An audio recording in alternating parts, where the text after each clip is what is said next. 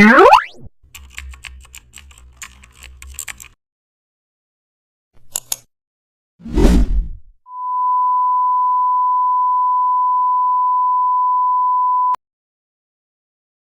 back to the channel. Don't forget to like, share and subscribe for more updates. Today we are explore an amazing topic of Photoshop, how to create clean subject cutout with background blur. Open your photo in Photoshop, then go to the top menu and click select subject. Wait for Photoshop to auto select the person. Now click select and mask from the top bar. Use the refine edge brush on hair and edges. Increase smooth slider slightly. Press OK. Now click add layer mask. Subject is separated.